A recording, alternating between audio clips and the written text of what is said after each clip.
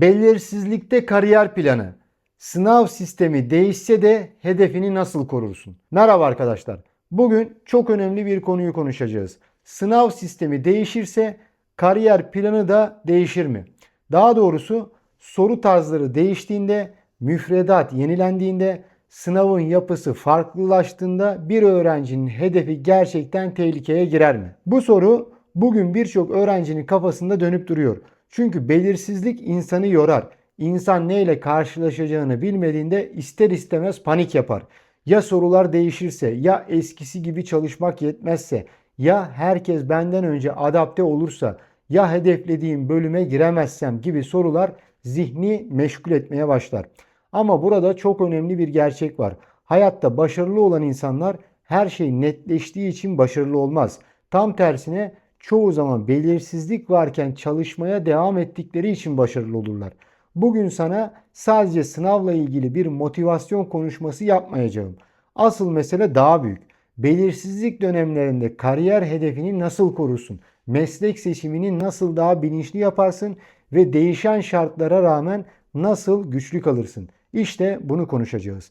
Önce şunu netleştirelim. Sınav sistemi değişebilir. Soru biçimleri değişebilir. Müfredatta bazı konuların yeri değişebilir. Bazı konular çıkabilir, bazıları farklı şekilde sorulabilir. Ama değişmeyen bazı temel gerçekler vardır. Okuduğunu anlayan, mantık kurabilen, problem çözebilen, düzenli çalışan ve kendini tanımaya çalışan bir öğrenci her sistemde avantajlıdır. Çünkü sınav sadece bilgi ölçmez. Aynı zamanda sabrı ölçer, dikkat ölçer, stres yönetimi ölçer, yorumlama becerisi ölçer, zamanı kullanma becerisi ölçer. İşte bu yüzden kariyer planı sadece hangi bölümü istiyorum sorusundan ibaret değildir. Kariyer planı insanın kendini tanıması, güçlü yanlarını fark etmesi, zayıf taraflarını geliştirmesi ve hedefe giderken değişen şartlara uyum sağlayabilmesidir.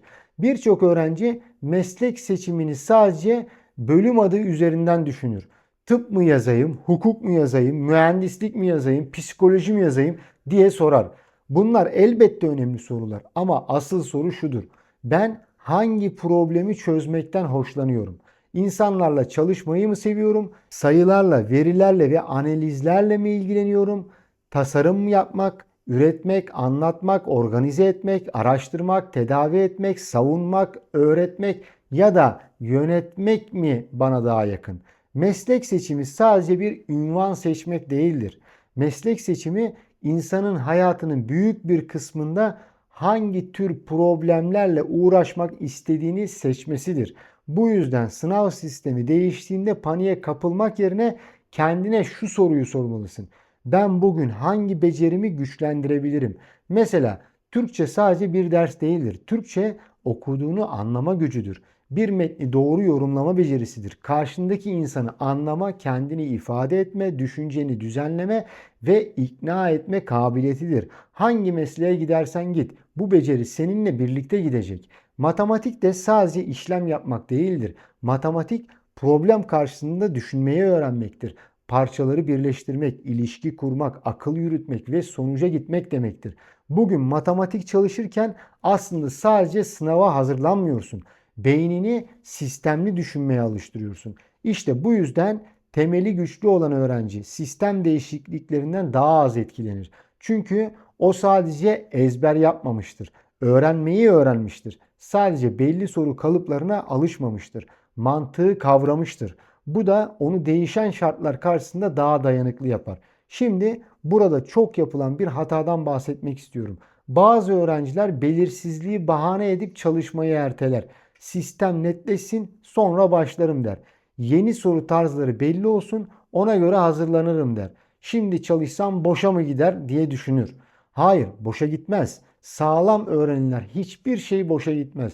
Düzenli çalışma alışkanlığı boşa gitmez. Okuma becerisi boşa gitmez. Problem çözme becerisi boşa gitmez.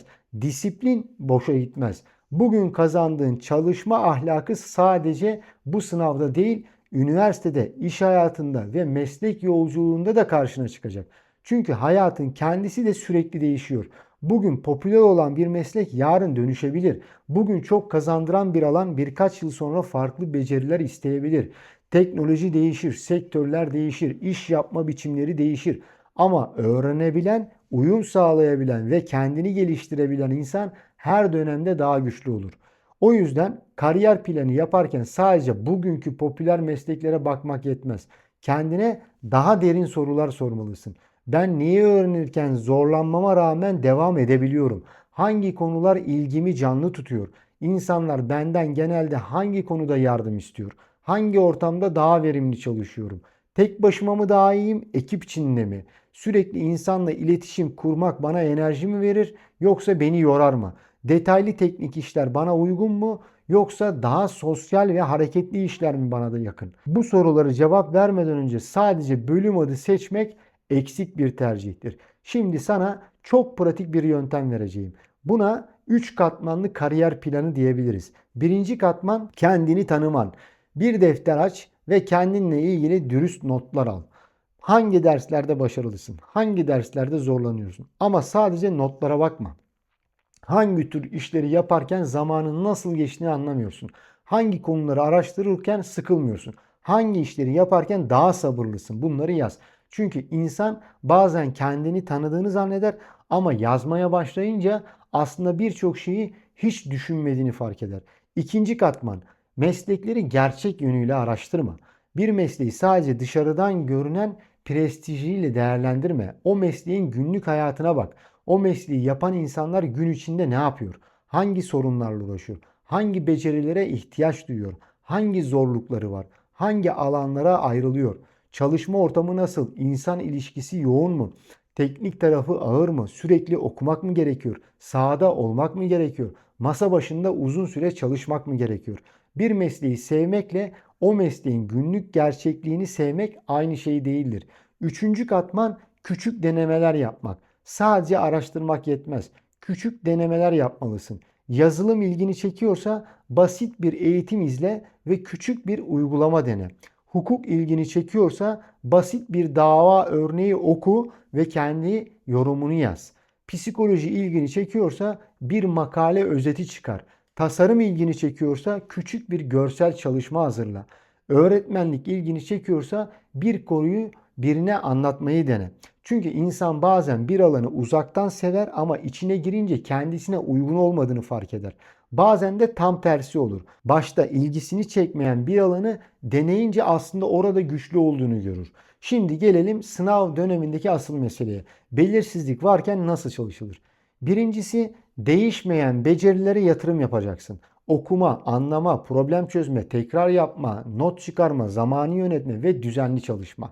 Bunlar hep sistemde işe yarar. İkincisi, konuları yüzeysel geçmeyeceksin. Bir konuyu sadece test çözmek için değil, gerçekten anlamak için çalışacaksın. Kendine şu soruyu soracaksın. Ben bu konuyu birine anlatabilir miyim? Eğer anlatamıyorsan tam öğrenmemiş olabilirsin. Üçüncüsü, panik içeriklerden uzak duracaksın. Her gün sistem şöyle olacak, böyle olacak, herkes yandı, her şey değişti tarzı içeriklere maruz kalırsan zihnin dağılır. Bilgi almak başka şeydir, panik tüketmek başka şeydir. Sen panikle değil, planla ilerleyeceksin. Dördüncüsü, haftalık düzen kuracaksın. Bugün çok çalışıp 3 gün bırakmak yerine daha dengeli ama sürekli bir sistem kurmak daha değerlidir. Çünkü başarı çoğu zaman büyük patlamalarla değil, küçük ama düzenli adımlarla gelir. Beşincisi, hedefini sadece puana bağlamayacaksın. Evet, puan önemli, sıralama önemli ama sen aynı zamanda bir profil inşa ediyorsun.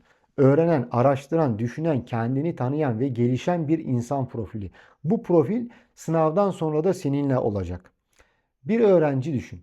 Sürekli sistem değişikliğini konuşuyor ama ders çalışmıyor. Her gün yeni haber bekliyor, yeni yorum dinliyor, yeni tahminlere bakıyor ama kendi masasına oturup düzenli çalışmıyor. Bu öğrenci belirsizliği yönetmiyor, belirsizliğin içinde kayboluyor. Bir başka öğrenci düşün, o da belirsizliği görüyor, o da endişeleniyor ama sonra kendine şunu söylüyor. Ben bugün ne yapabilirim? Kitabını açıyor, konusunu çalışıyor, eksiklerini yazıyor, meslekleri araştırıyor, kendini tanımaya çalışıyor. İşte fark burada başlıyor. Başarılı insanlar korkmayan insanlar değildir. Başarılı insanlar korkuya rağmen hareket edebilen insanlardır. Sınav sistemi değişebilir ama senin emeğin boşa gitmez. Soru tarzı değişebilir ama güçlü temel seni ayakta tutar. Müfredat değişebilir ama öğrenme alışkanlığın seni öne çıkarır. Belirsizlik olabilir ama senin planın varsa tamamen savrulmazsın. O yüzden bugünden itibaren kendine şu cümleyi söyle. Ben sonucu bekleyen kişi değilim, hazırlığını yapan kişiyim. Bu cümle çok önemli. Çünkü bekleyen insan pasifleşir, hazırlanan insan güçlenir. Bekleyen insan şartların netleşmesini ister. Hazırlanan insan şartlar netleştiğinde zaten hazır olur. Kariyer yolculuğunda da en büyük fark budur. Herkes fırsat ister ama herkes fırsata hazır değildir. Herkes iyi bir bölüm ister ama herkes o bölümün gerektirdiği becerileri düşünmez. Herkes güzel bir meslek ister ama herkes kendini tanımaya zaman ayırmaz. Sen bunu farklı yapabilirsin. Bugün küçük bir başlangıç yap. Bir sayfa aç ve 3 başlık yaz. Güçlü yanlarım, geliştirmem gereken yanlarım, merak ettiğim meslekler. Sonra her hafta bu sayfaya yeni notlar ekle. Zamanla kendini daha net görmeye başlayacaksın. Bir yandan da temel derslerini ihmal etme. Türkçe ve matematik başta olmak üzere okuduğunu anlama ve problem çözme becerilerini güçlendir. Çünkü bu beceriler sadece sınav için değil, hayat için gereklidir. Şunu unutma, belirsizlik bazen insanı zayıflatmaz, tam tersine güçlendirir. Çünkü belirsizlik dönemleri kimin gerçekten çalıştığını, kimin sadece şartlar mükemmelken ilerlediğini ortaya çıkarır. Sen şartların mükemmel olmasını bekleme. Bugün elindeki imkanlarla başlayabildiğin yerden başla. Hedefin net değilse araştır. Eksiklerin varsa tamamla. Korkuların varsa onları yaz. Ama durma. Çünkü yol yürüyen insana açılır. Eğer bu videodan tek bir şey alacaksan şu olsun. Sınav sistemi değişse de sağlam temel, doğru yön ve düzenli emek değerini kaybetmez. Meslek seçimi de sadece bugünün popülerliğine göre değil, senin becerilerine, ilgilerine ve uzun vadeli gelişim yoluna göre yapılmalıdır. Belirsizlik seni durdurmasın. Tam tersine daha bilinçli, daha planlı ve daha güçlü hale getirsin. Bugün kendine şu soruyu sor. Ben gerçekten neye hazırlanıyorum? Sadece bir sınava mı yoksa gelecekteki meslek hayatıma mı? Cevabı ikinci seçenek olursa çalışmanın anlamı değişir. O zaman her konu, her tekrar, her deneme, her araştırma seni sadece bir sınava değil daha sağlam bir geleceğe hazırlar. Unutma, sistemler değişir, sorular değişir, dönemler değişir ama kendini geliştiren insanın değeri kolay kolay değişmez.